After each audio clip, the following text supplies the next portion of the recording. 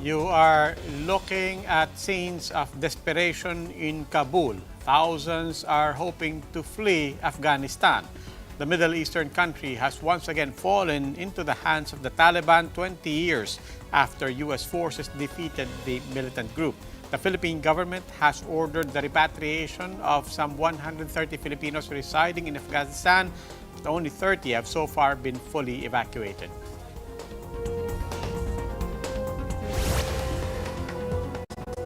Good evening, I'm Lambda. You're watching The Big Story.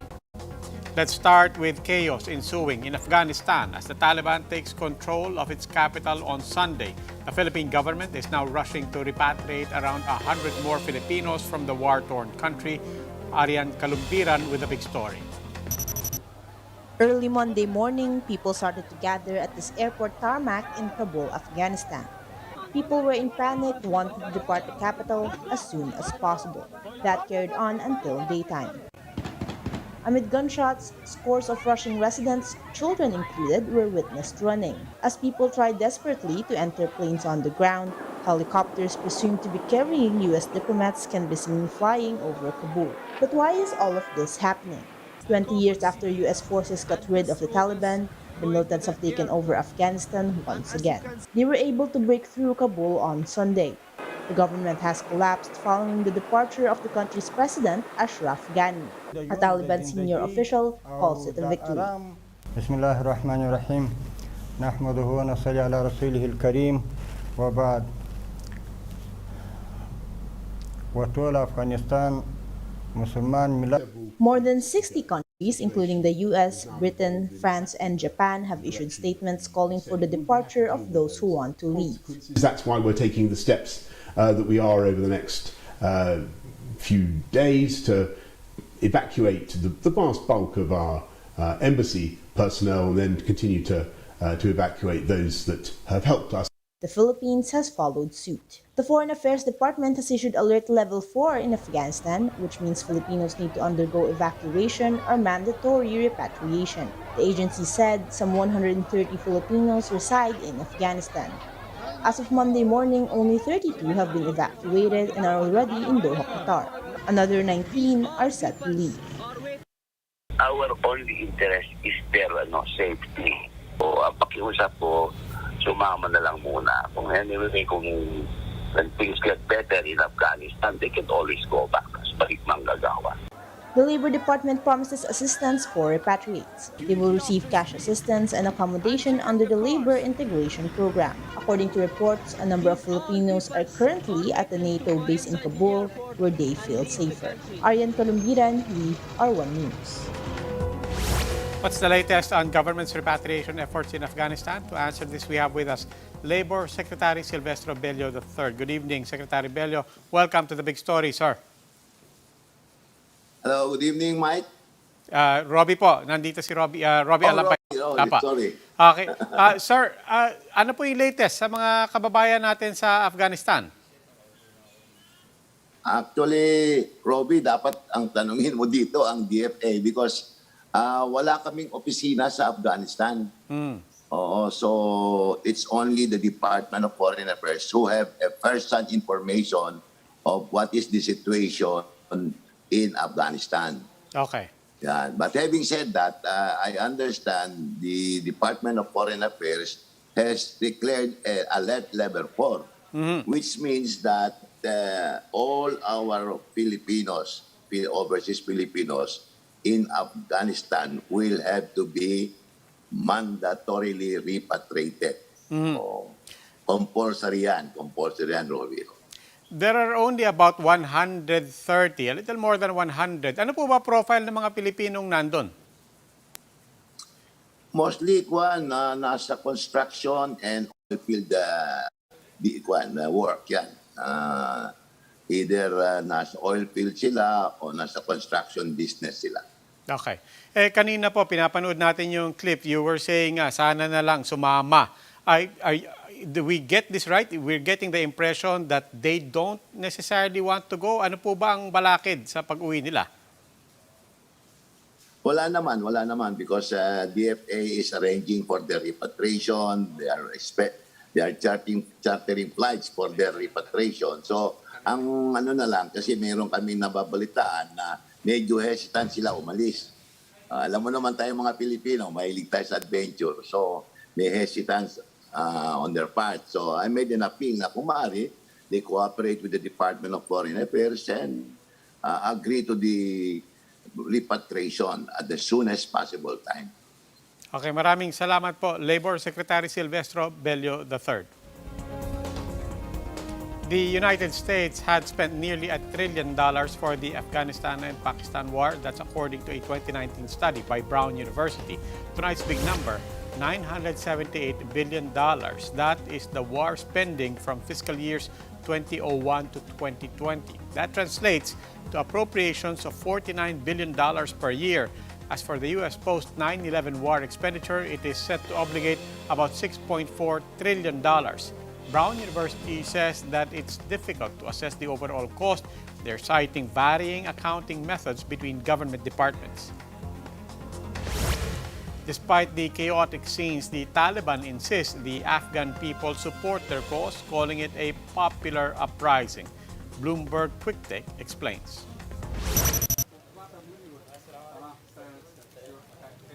I think an Afghan-inclusive government, this is the demand, the will, and the want of the people of Afghanistan. They want this government. That you may have seen that whenever we entered the provincial cities, people thronged along the roads and queued up along the roads, and they were welcoming our forces. So it is a popular uprising. As a result of that, all the provinces fell to us, and because of the support of the people, we were able to have resistance against occupation for 20 years. We are not worried because we have the support of the people of Afghanistan. So I think legitimacy and recognition is our right. And these are the other big stories tonight. COVID cases have topped 40,000 for the third straight day. This also marks 6 straight days of infections reaching more than 10,000. The health department attributes this to high mobility in NCR despite the imposition of ECQ. And there is high probability that the country's index case of the Lambda variant is a local infection. But experts are saying we should still be more concerned with the growing cases of the Delta variant. In Eastern Samar, 16 NPA rebels were killed in what has to be the military's biggest encounter yet this year. These big stories after the break.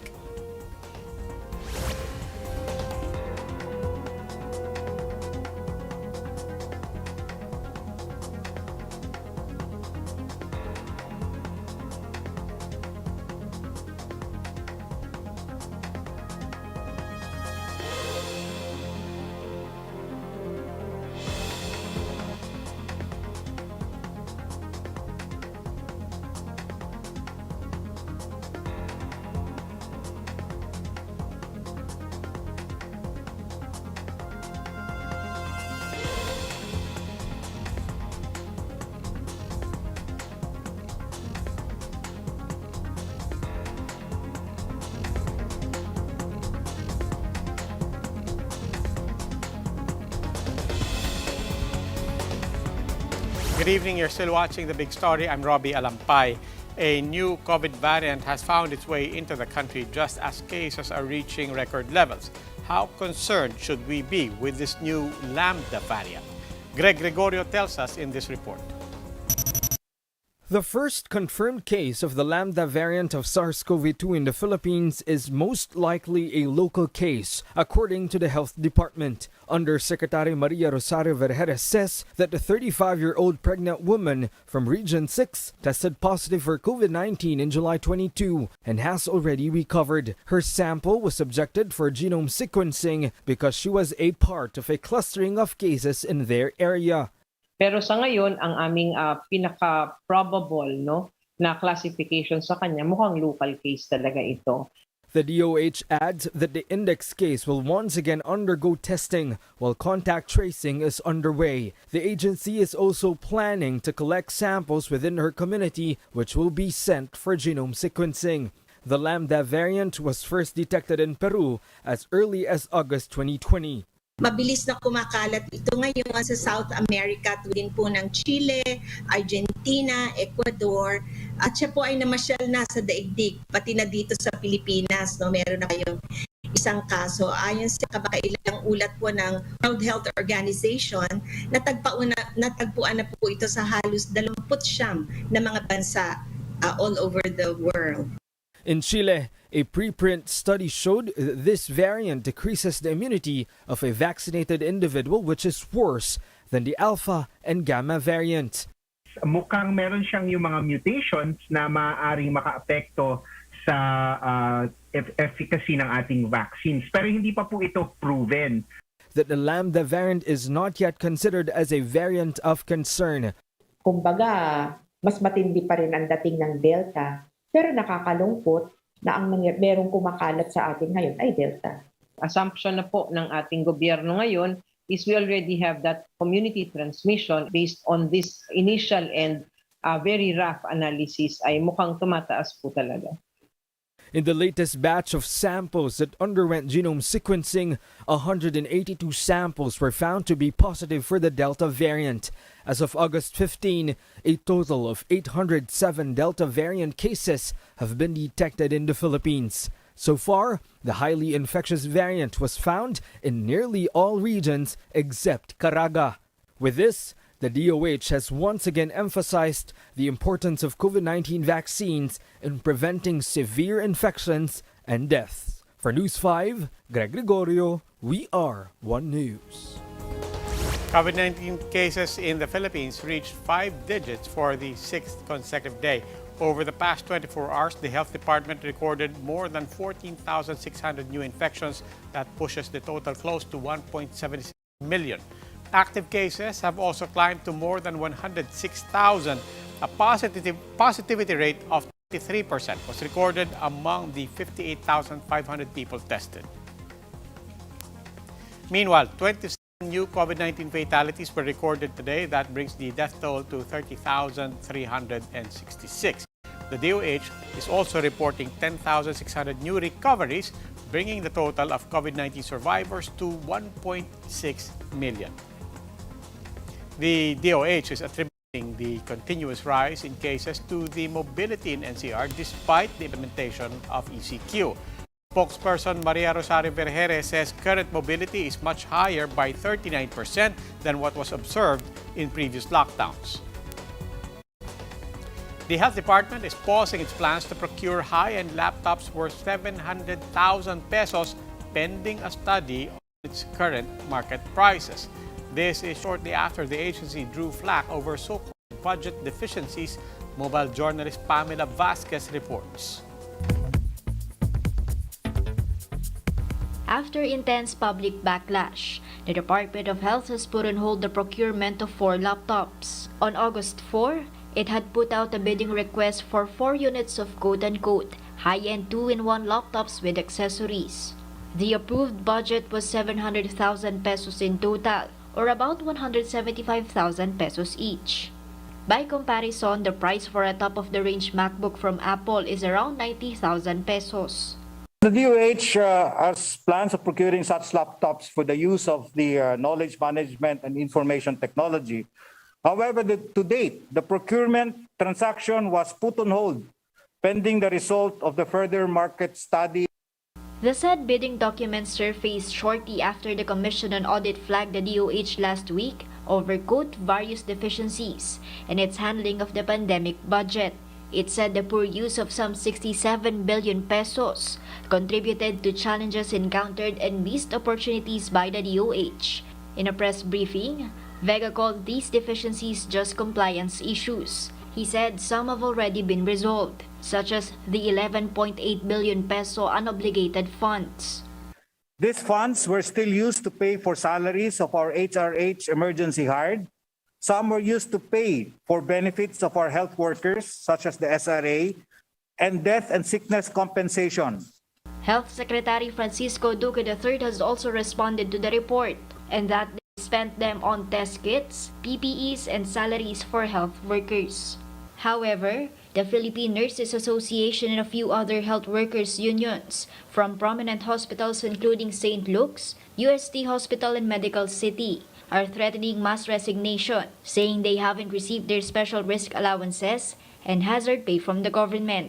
I'm Pamela Vasquez and we are One News.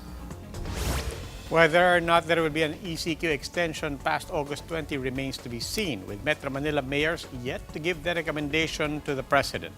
MMDA Chairman Benher Abalos allayed the premature fears of an extended lockdown. He says NCR mayors will meet tomorrow to discuss their recommendation. The new classifications may be finalized by Thursday. Entrepreneurship advisor Joey Concepcion insists the private sector does not want a prolonged ECQ. He says government may want to consider further opening the economy to the vaccinated at the very least. The timing of executing this is once we have enough vaccines, no? And if the LGUs would come close to the 60% level, then I think that is the time to implement this. If we want to give more mobility to the vaccinated, I think that is one option of opening up the economy and opening up safely.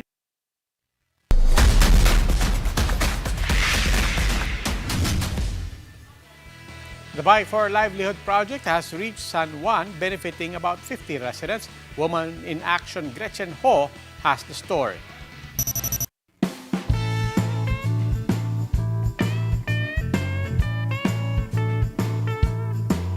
John of San Juan has always dreamed of having a bike. As an on-call mechanic, it will not only help him save money for transportation, but also help reach his customers much faster. Minsan po, talagang commute po kasi mabigat yung dala ko. Pati nakapagod din po talaga maglakad. And that dream is about to come true via the Bike for Livelihood project of the MVP Group and Team Woman in Action.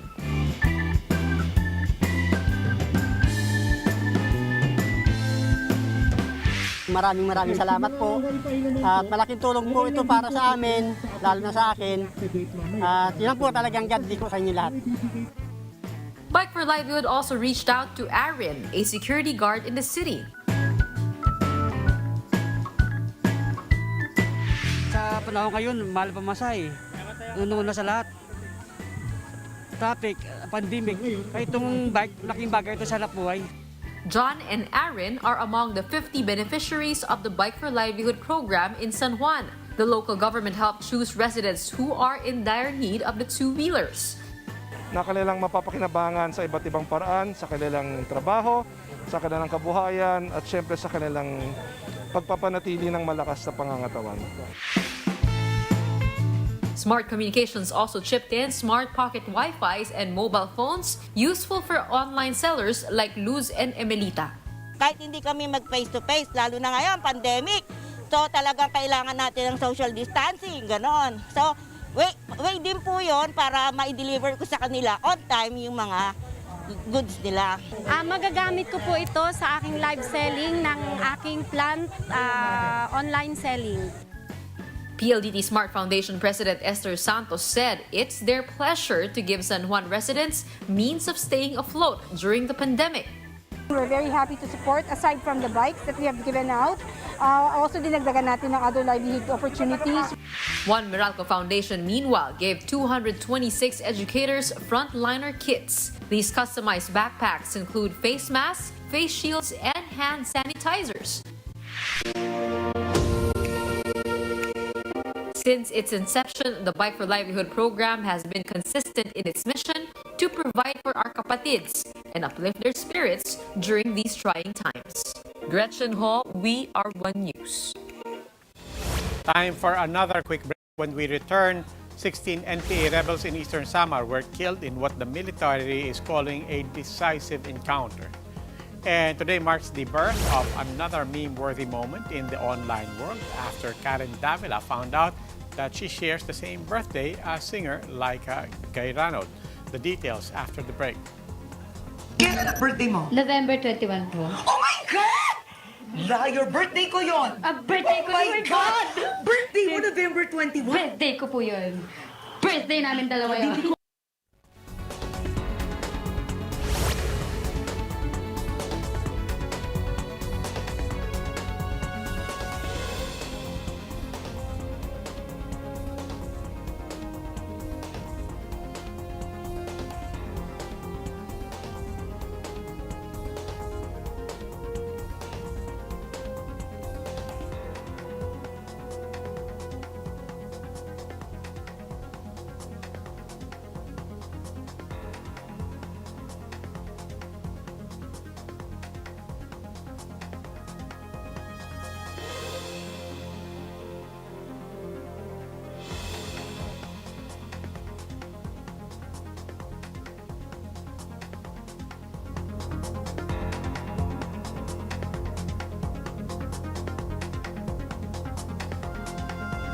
Good evening. You're still watching The Big Story. I'm Robbie Alampay. Heavy firefight followed by a military airstrike resulted in the death of rebels at a remote village in Dolores Town, Eastern Samar. The military believes that this could be their biggest encounter yet this year. Mobile journalist Stanley Gahete gives us a front seat to this story.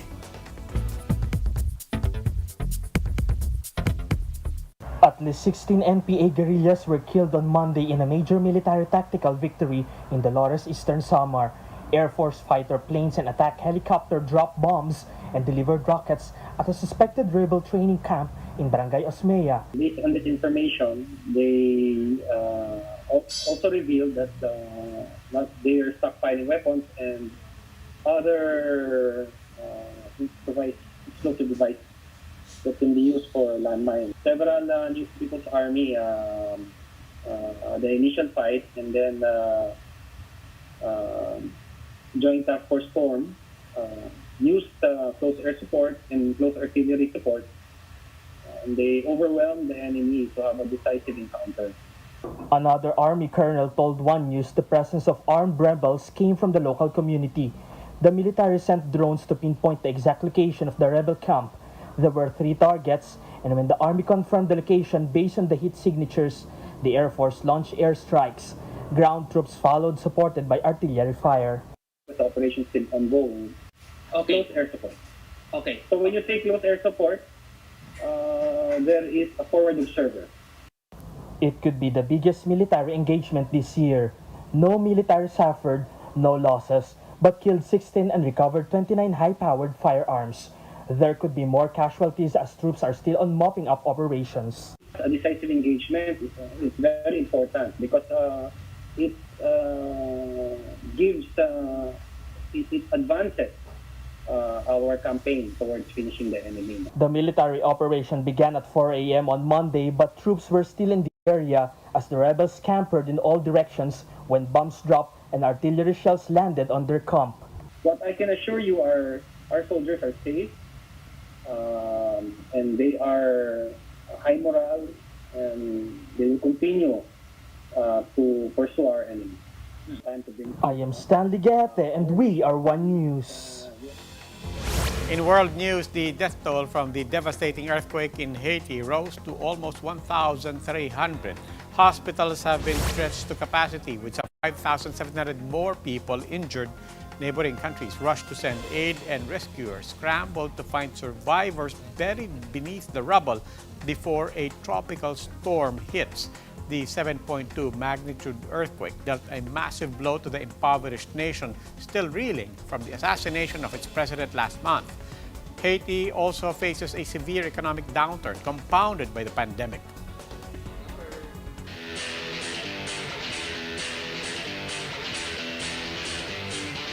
For the big story in sports, after successfully defending his WBO bantam title yesterday, Filipino boxer Johnriel Casimero has called out those he wants to fight next.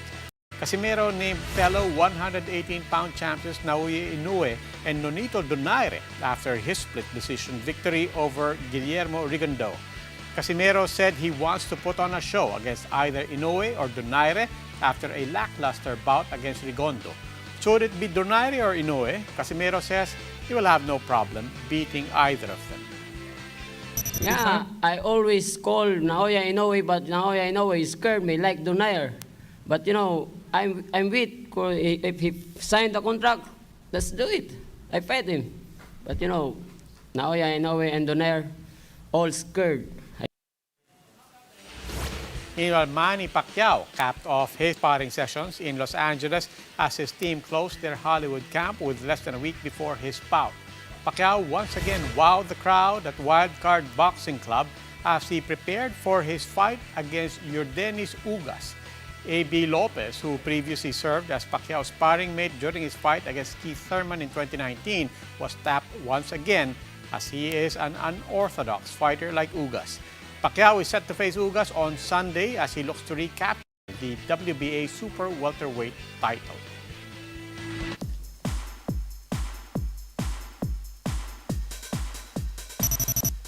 Is reality show Bling Empire finally casting a Filipina? Speculations arose after Heart Evangelista's post on Instagram suggested that she's in Los Angeles, where the show is filmed. She even had a photo with cast member Kane Lim. Kane also shared a video with Heart and co-star Kelly Millie in front of a Chanel boutique. Kane rhetorically asked Heart if she's ready, further suggesting her inclusion. My friends. Bling Empire follows the adventures of wealthy Asian and American fun seekers in Los Angeles. It has taken inspiration from Kevin Kwan's Crazy Rich Asians. Hart also met with Kevin in LA. He gave her a signed copy of his latest book, Sex and Vanity. They also had lunch together. Recall that Hart once teased fans about an upcoming project with Kevin. Another Filipino is making waves in the international scene. 10-year-old singer Peter Rosalita has advanced to the semifinals of America's Got Talent. Judges have gushed over Peter's rendition of Whitney Houston's I've Got Nothing. They remarked how he has an unbelievable voice in such a tiny frame. Nick Garcia, We Are One News. And it's just another meme Monday. Pinoy netizens went gaga over Karen Davila's reaction during her interview with The Voice Kids star Laika Gairanod. The 25-minute video delves into Laika's life years after she won the competition. Birthday ko yun! Birthday ko yun! God! Birthday ko November 21! Birthday ko po yun. Birthday namin dalawa yun. The 25-minute video delves into Laika's life years after she won the competition at age 9. But it's that now viral reaction that has caught everybody's attention. Laika told Karen in jest to throw a party for her that day, to which Karen said, "Set in stone." Users have taken this still from that interview and immortalized it as a meme. Here, a user personified the Delta and Lambda variants during their supposed encounter. This one, meanwhile, contrasted the mood of two chismosas. Another one even created a virtual Facebook event for the joint celebration of Laika and Karen's birthday. And that wraps up today's big story. Catch us again tomorrow at 8 p.m. on Signal Channels 8 and 250. Please like our Facebook page, One News. For more in-depth analysis, visit our webpage, onenews.ph. Mask on, wash hands, and stay safe, Philippines. Sa ngalan po ni Gretchen Ho, ako po si Robbie Alampay. We are One News. Good evening.